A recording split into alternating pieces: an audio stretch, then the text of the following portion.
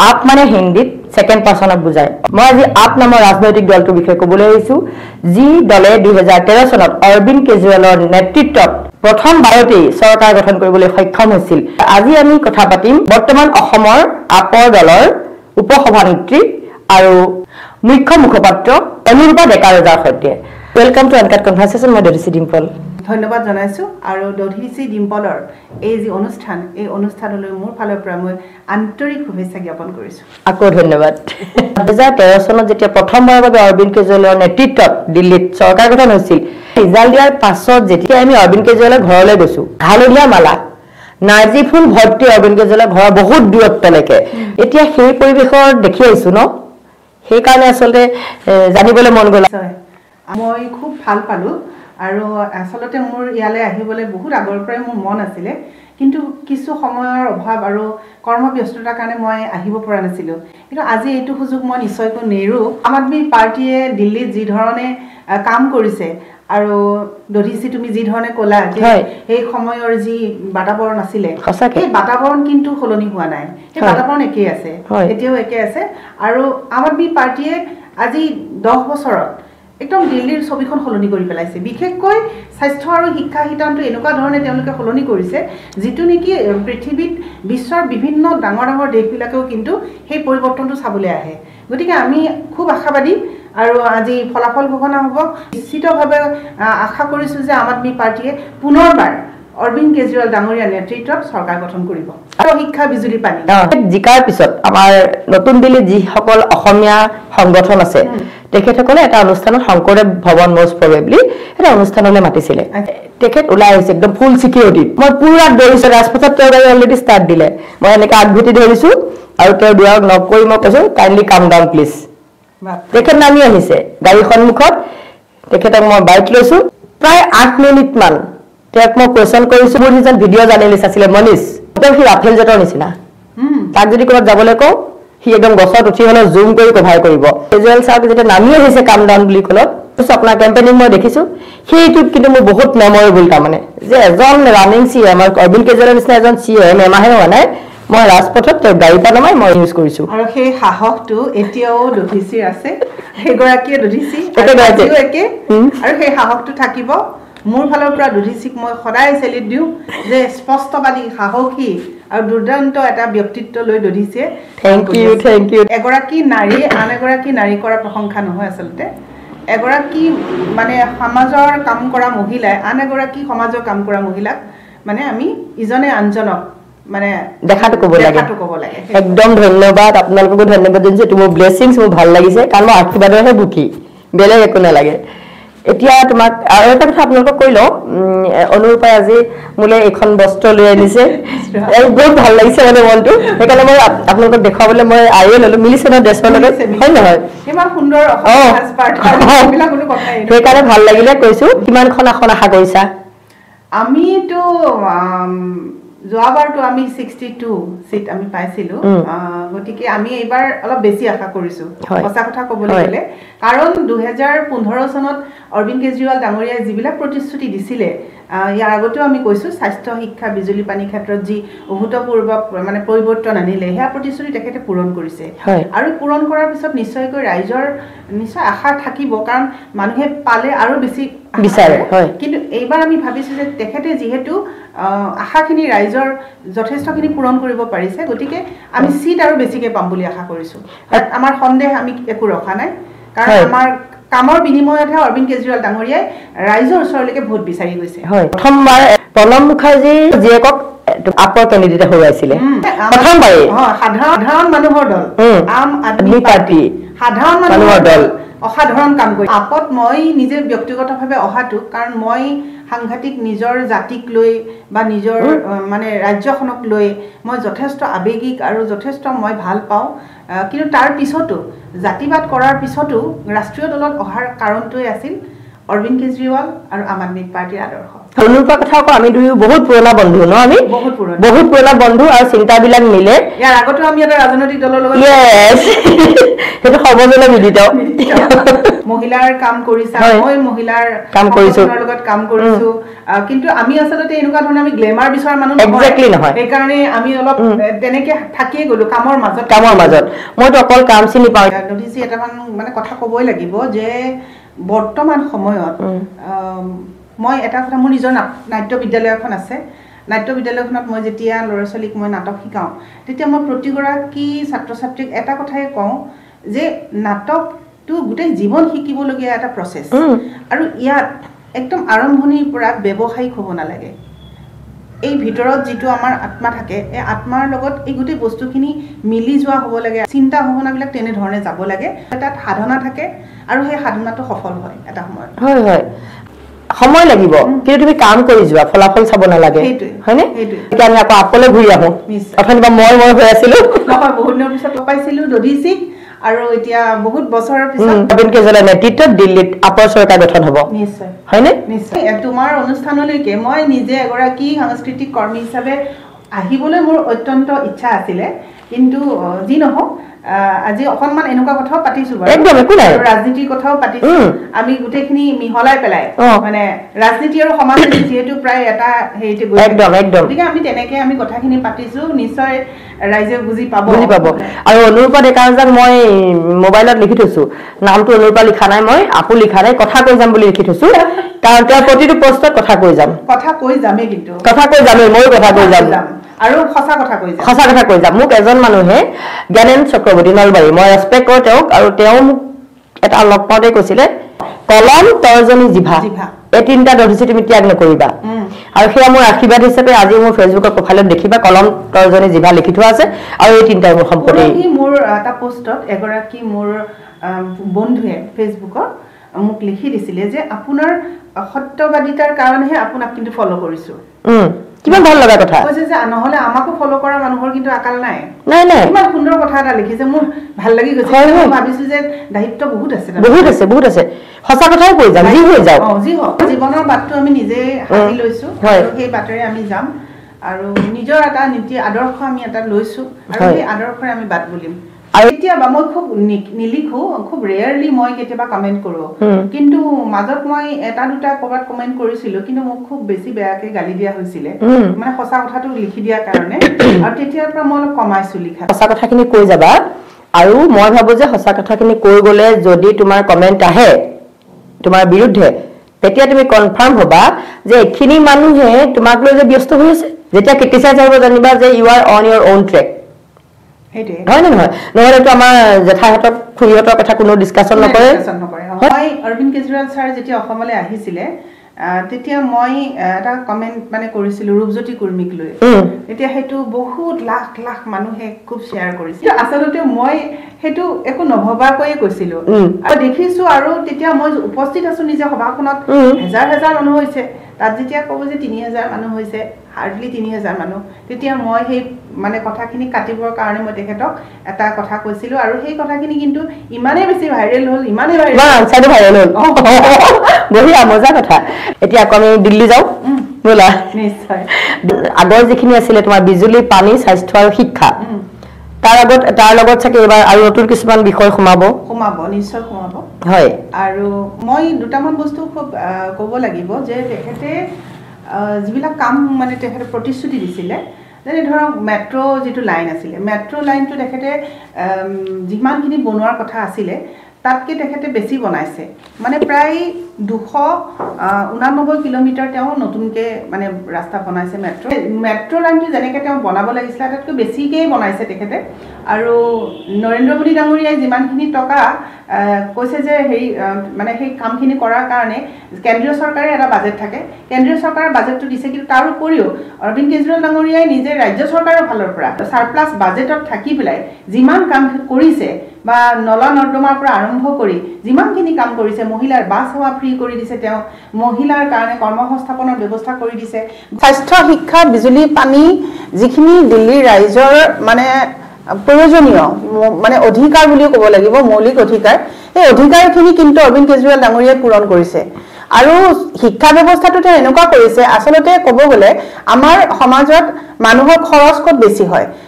দুটা সাবজেক্টত বেছি খৰচ থাকে হেতু হল এটা শিক্ষা আৰু এটা স্বাস্থ্য মহিলাসকলৰ স্বাস্থ্য ক্ষেত্ৰত কিন্তু আটাইতকৈ বেছি খৰচ হয় কিন্তু সেই খৰচটো কমাবলৈ তেখেতে স্বাস্থ্য ব্যৱস্থা সম্পূৰ্ণ বিনামূলীয়া কৰি দিছে ঔষধ পাতি যি আছে সকলো বিনামূলীয়া একেবাৰে মানে হেৰি মানুহখিনি যিখিনি আমাৰ তলৰ লেভেলৰ মানুহ আছে তেওঁলোকৰ সন্তানসকলকো একেবাৰে উচ্চ পৰ্যায়ৰ চৰকাৰী স্কুলত পঢ়াৰ যি ব্যৱস্থা কৰি দিছে এই গোটেই বস্তুখিনিক লৈ পেলাই আম আদমি পাৰ্টি যে পুনৰ আকৌ ৰাইজে শাসনলৈ আনিব সেই কথা আমি নিশ্চিত হৈ পৰিছো আজি অৰবিন্দ কেজৰিৱালে নতুন দিল্লীত চৰকাৰ গঠন কৰিব এইটো অনুপা ডেকা ৰাজাই কৈছে আপৰ মানুহে কৈছে তেওঁলোক বিশ্বাসী নহয়নে একদম বিশ্বাসী হয়নে এতিয়া হ'ল কথাটো আমাৰ আহি আছে 26 চনত অসম বিধানসভা নিৰ্বাচন নিশ্চয় আপৰলে প্ৰতিদ্বন্দ্বিতা কৰিব হয় আৰু আজি নিৰ্বাচনৰ ফলাফলৰ পিছতে হয়তো আৰু এসপ্তাহ দুসপ্তাহ পিছতে অসমলৈকে মনোযোগটো দিব এতিয়া অৰবিন্দ কেজৰিৱালে নিজেও দেখিছে যে অসমত আম আদমি পাৰ্টি যথেষ্টখিনি আগবাঢ়িছে অন্য ৰাজ্যতকেও পঞ্জাবৰ কথা মই নকওঁ বা গুজৰাটৰ কথা নকওঁ কিন্তু অন্য ৰাজ্যকেইখনতকে অসমত কিন্তু আম আদমি পাৰ্টিৰ স্থিতি যথেষ্ট সবল লক্ষ্যবিলাক অসমত কোনখিনি কথাক বেছিকে প্ৰাধান্য দিব বুলি তুমি ভাবা প্ৰথম কথাই হ'ল যে অৰবিন্দ কেজৰিৱাল ডাঙৰীয়া যিহেতু নিজে এগৰাকী উচ্চ শিক্ষিত মানুহ গতিকে তেখেতে শিক্ষাটো অসমৰ যিটো অৱস্থা এতিয়া শিক্ষা ব্যৱস্থা এই শিক্ষা ব্যৱস্থাক কিন্তু তেখেতে গুৰুত্ব দিব আৰু স্বাস্থ্য ব্যৱস্থাক গুৰুত্ব দিব তেখেতে আমাৰ যি জাতীয় সমস্যা আছে এই জাতীয় সমস্যাসমূহক গুৰুত্ব দিব বানপানীক ৰাষ্ট্ৰীয় সমস্যা হিচাপে মানে স্বীকৃতি দিয়াৰ কাৰণে সেই ব্যৱস্থাটো তেখেতে গুৰুত্ব দিব লগতে আমাৰ সীমা সমস্যা আছে ভাষাৰ কথা সমস্যা আছে প্ৰব্ৰজনৰ কথা আছে এই গোটেই যিবিলাক গুৰুত্বপূৰ্ণ বিষয় এই গুৰুত্বপূৰ্ণ বিষয়বিলাকক নিশ্চয়কৈ অৰবিন্দ কেজৰিৱাল ডাঙৰীয়াই গুৰুত্ব দিব আৰু আম আদমি পাৰ্টি 2026 চনত এটা লক্ষ্য লৈ আমি এটা আৰম্ভ কৰিছো আৰু নিশ্চয়কৈ অসমৰ ৰাইজক কিছুদিন পিছতে আমি 26 চনত আমি কি মানে মিছন লৈ পেলাই আমি নিৰ্বাচনত অৱতীৰ্ণ হ'ম এই গোটেই কথাখিনি অসমৰ ৰাইজে গম পাব নিৰ্বাচনী এজেণ্ডা নিশ্চয় আমাৰ পৰিৱৰ্তনখিনি বিচাৰে নহয় জানো যিখিনি আমাৰ সমস্যা আছে আপেই হওক কংগ্ৰেছে হওক বিজেপিয়ে হওক আমাৰ সমস্যাখিনি সমাধান হ'ব লাগে বৰ্তমান ৰাষ্ট্ৰীয় দলৰ বাহিৰে অসমত আঞ্চলিক দলে যে কিবা এটা কৰিব পাৰিব বিশেষ কাৰণ দিল্লীৰ সহায় নহলে কোনো এটা দলে এতিয়ালৈকে অসমত সফলতা লাভ কৰিব পৰা নাই গতিকে যেহেতু আম Aadmi party third largest party of India ভাৰতৰ তৃতীয় মানে সৰ্ববৃহৎ দল ৰাজনৈতিক দল ৰাষ্ট্ৰীয় গতিকে আম আদমি পাৰ্টিৰ নিশ্চয় অসমত এটা মই ভাবো যে খুব ভাল এটা এখন পথাৰ এখন আছে কাম কৰিব পৰাকে জেগা আছে আৰু আমি যিমান পাৰো দধিছি চেষ্টা কৰিছো অসমত আম আদমি পাৰ্টিত মানুহক আকোৱালি ল'বলৈ আৰু তোমালোকে অসমৰ 126টা সমষ্টিৰ লক্ষ্য হিচাপে লৈছানে নিশ্চয় 2026 অসমৰ বিধানসভা নিৰ্বাচনত আম আদমি পাৰ্টিয়ে অসমৰ 126টা সমষ্টিত প্ৰতিদ্বন্দ্বিতা কৰিবলৈ সাজু হৈছো আৰু আমি বৰাক উপত্যকাটো আমাৰ ইতিমধ্যে তাত আমাৰ জিলা সমিতিবিলাক গঠন হৈছে আৰু যথেষ্টখিনি কাম আগবাঢ়িছে পঞ্চায়ত আহি আছে পঞ্চায়তৰ কাৰণে আমি কিন্তু খুব ধুনীয়াকৈ আগবাঢ়িছো পঞ্চায়ত ইলেকশ্যন খেলিবৰ কাৰণে ক্যান্ডিডেট বহুতখিনি আমাৰ আহিছে গতিকে আমি 26 আমাৰ এতিয়া লক্ষ্য আৰু আজিৰ পিছতে আমি 26ৰ কাৰণে খুব গুৰুত্ব দিম আমি এটোই বিচাৰিছো যে দিল্লীৰ নিচিনা অসমত যি আমাৰ স্কুলত এনেকুৱা এতিয়া অৱস্থা যে 50 জন ছাত্ৰ ছাত্ৰীৰ বিপৰীতে এজন মাত্ৰ শিক্ষকে পাঠদান কৰে এখন স্কুলত এটা ৰুমত মানে টিচাৰে পঢ়ুৱাই আছে শিক্ষকে আৰু অন্য এটা ৰুমত কি কৰিছে তেওঁলোকে এটা বক্স লগাই দিছে সেই বক্সটোত তেওঁলোকে ইটো ৰুমত পঢ়ুৱা কথাখিনি বক্সৰ যোগেৰে অন্য এটা ৰুমত ছাত্ৰ ছাত্ৰীসকলক শুনোৱাই আছে মানে এনেকুৱা ধৰণৰ পৰিৱেশো কিন্তু অসমৰ শিক্ষা অনুষ্ঠানবিলাকত হৈছে এইটো হৈছে কলিয়াবৰত হৈছে এনেকুৱা ধৰণৰ ঘটনা হৈছে ষ্টুডেণ্ট বাঢ়ি গৈছে শিক্ষক কমি গৈছে সেইকাৰণে এজন শিক্ষকে গোটেইখিনি ষ্টুডেণ্টক কভাৰ কৰিব নোৱাৰে বক্সত শুনিছে আৰু বেছি দিনৰ কথা নহয় প্ৰায় 8000 স্কুল হঠাৎ নোহোৱা হৈ গৈছে অসমীয়া মাধ্যমৰ স্কুল যিটো সময়ত আমি ভাষাটোৰ কাৰণে আমি ধ্ৰুপদী ভাষাৰ মৰ্যাদা পাইছো সেইটো সময়তে অসমীয়া মাধ্যমৰ স্কুলসমূহ বন্ধ হোৱাটো কিন্তু অত্যন্ত দুৰ্ভাগ্যজনক 72000 স্কুলৰ পৰা কমি এতিয়া প্ৰায় 60000 মান স্কুল আছে নেকি কোনো ধৰণৰ ইনফ্ৰাষ্ট্ৰাকচাৰ নাই বা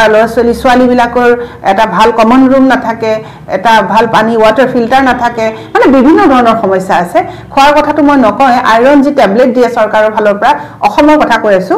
এই টেবলেট বিলাক খাই বহুত ছাত্ৰ-ছাত্ৰী মানে হস্পিটালাইজ হ'ব লগা হৈছে এই ব্যৱস্থা আম আদমি পাৰ্টিৰ বাহিৰে কিন্তু কোনো ঠিক কৰিব নোৱাৰে এই কথা কিন্তু মই গ্যাৰান্টি দি ক'ব পাৰো ৰাজনৈতিক দলসমূহত অসমত দেখা গৈছে মহিলা ৰাজনীতিবিদৰ সংখ্যাটো একেবাৰে নগণ্য কি আছে এতিয়া হয়নে এইটো কিয় হৈছে তাৰমানে লোকসভাৰ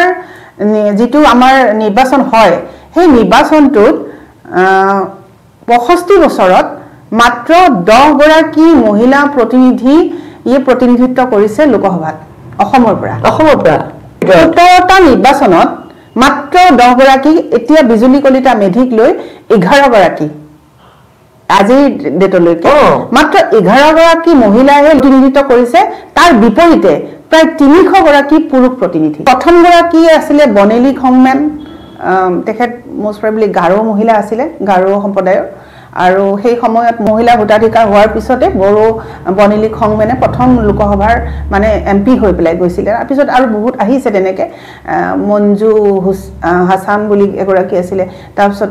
ৰেণুকা দেৱী বৰকটকী আমাৰ অসমৰ আৰু কেবাগৰাকীও তেনেকুৱা মহিলা কিন্তু ইমান পুৰুষৰ বিপৰীতে মাত্ৰ 10 গৰাকী বা 11 গৰাকী মহিলা ৰাজনীতিত অহাটো এটো কিন্তু সাংঘাতিক কথা অসমৰ এতিয়া বৰ্তমান বিধানসভাত মাত্ৰ 6 গৰাকী মহিলা প্ৰতিনিধি আছে 126 খন আসনৰ 120 খনতে পুৰুষ প্ৰতিনিধি আৰু মাত্ৰ 6 খনত মহিলা প্ৰতিনিধি তাৰ কাৰণটো কি হ'ব পাৰে মই ভাবো যে পুৰুষতান্ত্ৰিক অলপ সমাজ ব্যৱস্থাটো আৰু মহিলাক খুব স্বাধীন যেটো স্বাধীনতা পাব লাগে মহিলা ৰাজনীতিত আহিবলে সেই স্বাধীনতাটো নিশ্চয় ঘৰখনৰ পৰা পোৱা নাই আৰু এটা তাতকে ডাঙৰ কথা মই ক'বলৈ বিচাৰিম যেটো অৰ্থনৈতিক স্বাধীনতা মহিলাৰ মানে উত্তৰণৰ ক্ষেত্ৰত বাধা হোৱাৰ প্ৰথম কাৰণটোই হৈছে অৰ্থনৈতিক স্বাধীনতা অবিহনে কোনো মহিলাই কোনো এটা ক্ষেত্ৰতে কিন্তু আগবাঢ়িব পৰা নাই হয় গতিকে মহিলাক সবলীকৰণ কৰাটো বহুত ডাঙৰ এটা চ্যালেঞ্জ হয় মই ভাবো আৰু এটা কথা মহিলা সবলীকৰণৰ ক্ষেত্ৰত মই তোমাক এটা কথা কওঁ বহুত মহিলাই বহুত কাম জানে মই নাম কৈ যাব পাৰিম ফালৰ পৰা কুকিংয়ে হওক তোমাৰ লখিমপুৰৰ নৰ্থ লখিমপুৰৰ সুৰভি মিঠাই যি প্ৰফেশনাল মিঠাই বনাই তাই লখিমপুৰ মাৰ্কেটত দি আছে নাম লম মই অসীমা হাজৰিকা পিঠা বনাই তাই পিঠা তাই কুম্ভ মেলালে উত্তৰ প্ৰদেশ চৰকাৰে তেওঁ কুম্ভ মেলালে তেওঁ অহা যোৱা মেনেজাৰৰ সৈতে থকাকৈ এভৰিথিং দিতে ওয়েলকাম কৰি লৈ গৈছে তেনেকৈ তোমাৰ মনালিসা তোমাৰ গুৱাহাটীৰ তেওঁ টিফিন সাৰ্ভিস ডিব্ৰুগড়ৰ নৱনীতা টিফিন সাৰ্ভিসত ইমান মহিলাই কাম কৰে আৰ্নিং কৰি আছে তেওঁলোকৰ নিজৰ কনফিডেন্স লাগিব আৰু এটা ডিম্পল মই কম এখিনিতে মহিলাসকল ৰাজনীতিত আহিব নিবিচাৰে নেৰেটিভ এটা ক্ৰিয়েট কৰা হৈছে যে ৰাজনীতিটো মহিলাৰ কাৰণে ভাল নহয় সেইটো তেওঁলোকক সোমাই গৈছে এই বস্তুটো কিন্তু বনাইছে কোনে পুৰুষতান্ত্ৰিক সমাজে বনাইছে নিশ্চয় আৰু এই বস্তুটো আসলতে মই কওঁ যে মহিলা ৰাজনীতিলৈ আহিব লাগে মহিলাসকল কেৱল ভোটাৰ হৈ থাকিব নালাগে মহিলাসকল কেৱল হিতাধিকাৰী হৈ থাকিব নালাগে মহিলাসকলে সমাজখন সলনি কৰিবৰ কাৰণে মহিলা ৰাজনীতিত অহাটো আমি কাম্য কৰোঁ যে মহিলাসকল ওলাই আহক আৰু শিক্ষিত মহিলাসকল ওলাই আহক যিসকলে ৰাজনীতি সলনি কৰি দিব পাৰে আৰু আজিৰ তাৰিখতো ৰাজনীতি ভাৰতবৰ্ষত সলনি কৰিছে কিন্তু মহিলাই সকলক কিন্তু ক্ষমতা দিয়া হোৱা নাই অসমৰ বিধানসভাত শক্তি মন্ত্ৰী নন্দিতা গাৰ্লুছা এদিন এটা তেখেতৰ মুখৰ বক্তব্য আমি নুশুনিলো ইয়াৰ আগতে আঙুৰলতা ডেকা ৰাজ্যৰ পক্ষত নাৰীৰ পক্ষত বা আমাৰ সমাজখনৰ পক্ষত তেওঁলোক একোগৰাকী সমাজৰ প্ৰতিনিধি তেওঁলোকক প্ৰতিনিধিত্ব কৰিবৰ কাৰণে ভোট দি পেলাই পঠিয়ায় তেওঁলোকৰ এটা নৈতিক দায়িত্ব বা কৰ্তব্য থাকে যে তেওঁলোকে কেৱল নিজৰ দলটোৰ কাৰণে নহয় তেওঁলোক ৰাইজৰ কাৰণে আহিছে আৰু ৰাইজৰ কাৰণে কথা ক'ব লাগে কিন্তু আমি দেখিলো যে তেওঁলোকৰ কোনো নিজা বক্তব্য নাই তেওঁলোকক এনেকুৱা ধৰণে সজাই থোৱাৰ নিচিনাকে তেওঁলোকক থৈছে আমি যি কম ক'বা তেওঁলোক স্ক্ৰিপ্টেড হৈ গ'ল একদম আৰু যাৰ কাৰণে আজি মহিলা ওলাই আহিবলৈ অকমান চিন্তা কৰে আৰু এতিয়া আজিৰ তাৰিখত যদি মহিলা ইলেকশ্যন খেলিবলগীয়া হয় তেনেহলে বহুত ডাঙৰ কথা ধৰিছে বহুত ডাঙৰ কথাটো কৰিব লাগিব তেওঁলোকৰ সেইখিনি কোৱালিটিজ আছে কি তেওঁলোকক যেতিয়া কোৱা যায় সেই ৰাজনীতি বাইদেউ মই একদম ভয় খাই যায় 33% যেটো আমাৰ আসন আমি বিচাৰিছো সংৰক্ষণ মই ভাবো যে কিয় 33% 50% নহয় কিন্তু সমানে শিক্ষিত মহিলা স্পেচত গৈছে মহিলাই সব কৰিছে সুনিতা উইলিয়ামছ এতিয়া আছে মহাকাশত খোজ কাঢ়িছে 62 ঘণ্টা কল্পনা চাওলা স্পেচত যাওঁতে মৰিছে এতিয়া আছে আমাৰ অসমত বেলেগৰ কথা মই নকওঁ অসমত কনকলতাৰ নাম ল'বা নে চন্দ্ৰপ্ৰভা শইকীয়ানী বাইদেউৰ নাম ল'বা নে নিৰুপমা বৰগোহাঁই বাইদেউৰ নাম ল'বা কাৰ লম মামনি ৰয়ছম বাইদেউ ল'বা নে কাৰ ল'বা তুমি কোৱা গতিকে আমাৰ মই ভাবো যে আমাৰ মহিলাসকল কিন্তু এতিয়া খুব সচেতন হ'ব লাগে মহিলাসকল ৰাজনীতিলৈ আপোনালোক আহক ওলাই আপোনালোকে মহিলাৰ ৰাজনীতিত আহিলেহে কিন্তু আপোনালোকে সমাজখন পৰিৱৰ্তন কৰিব পাৰিব কিন্তু ঘৰত থাকি তাৰ পৰা কথা কৈ থাকিলে কিন্তু কোনেও নুশুনে আপোনালোকে ফিল্ডত নামিব লাগিব কথাও নকয় কান্দিব জানে অকল আমাৰ ব্যৱস্থাটো এনেকুৱা মই সদায় কওঁ যে ব্যৱস্থাৰ পৰিৱৰ্তন নোহোৱালৈকে একো বস্তু ব্যৱস্থাৰ পৰিৱৰ্তন কোনে কৰিবা আমি কৰিব লাগিব মোক বহুতে কয় দেই মইতো নিজে এজন সাংস্কৃতিক কৰ্মী মই নিজে অভিনয় কৰো মোক সকলোৱে কয় তোমাৰ অভিনয়টোই ভাল আছিলে নেকি তুমি কিয় ৰাজনীতিলৈ আহিলা তুমি চব ভাল পোৱা কৰিবলৈ তুমি পাৰিছা কোৱা আকৌ মই কৈছো যে মোৰ ৰাজনীতিত অহাটো মোৰ ইচ্ছা মই স্কুলীয়া দিনৰ পৰা মোৰ মন আছে যে মই ৰাজনীতিলৈ যাম ইলেক্টৰিয়েল পলিটিক্সত আমি সোমাইছিলো ষ্টুডেণ্ট পলিটিক্স কিন্তু এতিয়া যদি আমি আমাৰ মেইন ষ্ট্ৰীম পলিটিক্সত আমি আহিছো সংসদীয় ৰাজনীতিত আমি আহিছো তেনেহ'লে নিশ্চয় আমাৰ এটা কিবা গ'ল এটা আছে আমাৰ যে আমি এই চিন্তাটো লৈ আহিছো যে আমাক দেখি আৰু কোনোবা প্ৰেৰণা হওক আৰু কোনোবা আগবাঢ়ি ওলাই আহক আৰু সমাজখনৰ ভাল হওক বা সমাজত যিবিলাক বেয়া চলি আছে আমি মেৰুদণ্ড পোন কৰি পেলাই যাতে আমি তেওঁলোকক বুকু ফিন্দাই আমি ক'ব পাৰো যে এইখিনি ভুল আৰু এইটো ভুল আপোনালোকে ভুল কাম কৰিছে এই ভুলৰ জবাব আপোনালোকে দিব লাগিব আৰু এইটো আইনমতে বিচাৰ হ'ব এটা কথা কি জানা নাই অন্যায় যোনে কৰি আছে তুমি দেখি সহি আছা মই অন্যায় কৰাজনতকৈ অন্যায় সহাজনক বেছি পাৰি বুলি বেছি অপৰাধী হয় তুমি আজি অনুষ্ঠান এটা নিজে কৰিব পৰাকে তোমাৰ যোগ্যতা আছে কিন্তু মই তোমাক এটা কথা কওঁ আজি কোনখন বিহু কমিটিত এগৰাকী মহিলা সভাপতি দিয়ে মোক কোৱা গুৱাহাটীত তুমি গোটেই গুৱাহাটীখন যদি ঘূৰি ফুৰা একদম ডাঙৰ ডাঙৰ বিহু সন্মিলনী বিলাকত মহিলাক কি দিয়ে জানা চাহ দিয়া গামোচা পিন্ধোৱা মোৰ এইটো সদায় প্ৰতিবাদ আছে মই আচৰিত হৈ যাওঁ মোৰ বেছি দুখ লাগে ক'ত জানা যেতিয়া এটা বিৰাট ডাঙৰ বিহু সন্মিলনীত বা বিৰাট ডাঙৰ সভা এখনত মহিলাসকলক কেৱল মানে ধুনীয়া ধুনীয়া কাপোৰ পিন্ধি মানে ষ্টেজত আদৰিবলৈ যায় গামোচা পিন্ধাবলৈ যায় কি মহিলা সম্পাদক কিয় নিদিয়ে সভাপতি কিয় নিদিয়ে পৰিচালনা সমিতিৰ কিবা এটা বিষয় বাবদ কেলে নিদিয়ে মই এই কথাটো ভাবি ভাবি মই নিজে মই এইবিলাকৰ পৰা মানে প্ৰায় আঁতৰি গৈছো তাৰমানে মই আঁতৰি গৈছো এইকাৰণে যে আমাৰ মহিলাসকলেই কিন্তু এইবিলাক বস্তুক সমৰ্থন কৰে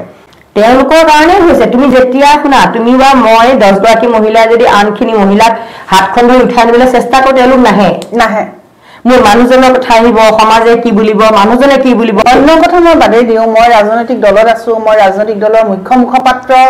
উপসভাপতিৰ পদত আছো মই যেতিয়া টিভিত কথা কওঁ গৈ পেলাই কিছুমান মানুহে মোক ফোন কৰি কয় আপুনি ইমান বেয়া বেয়াকে কৈ দিয়ে তাৰপিছত আপোনাৰ ভয় নালাগেনে বাৰু মানে এনেকুৱাও কয় বহুতে যে আপুনি অলপ সাৱধানে থাকিব দেই কিন্তু আপুনি বহুত বেয়া বেয়াকে কৈ দিয়ে এগৰাকী সুধিছিলো যে কালি যিটো মই টিভিত কলো কথাখিনি মই মিছা কথা কৈছো নেকি আপুনি সঁচা কথাই কৈছে মই বোলো মই কথা ক'বলৈ যাওঁ টিভিত আৰু মোৰ কথাখিনিয়ে যদি কাৰোবাক যদি কিবা এটা মানে সহায় কৰিছে তেনেহ'লে মই সেনেকুৱা কথা 100 বাৰ ক'ম এক্সেক্টলি ময়ো নাৰীবাদটো একদম ঠেকবন্দী হৈ গৈছে নাৰীবাদ য'ত জন্ম হৈছিলে নাৰীয়ে যেতিয়া অনবৰতে কৈ থাকিব মই নদীখন ক'ত পৰে গৈ পেলাই সাগৰত পৰে ন নাৰীয়ে কিয় নকয় যে মই ভাৰত মহাসাগৰ মুহূৰ্তেই চব বিলীন হৈ যায় অৰবিন্দ কেজৰিৱালে দিল্লীত চৰকাৰ গঠন কৰিব 26ত অসমত কেম্পেইনিং কৰিবলৈ আহিব নিশ্চয় তথাপিতো কিমানখন আসন 126ৰ ভিতৰত এতিয়া আচলতে যিবিলাক সমষ্টিত আমাৰ বৰ্তমান কাম চলি আছে সেই সমষ্টিবিলাকত আমাৰ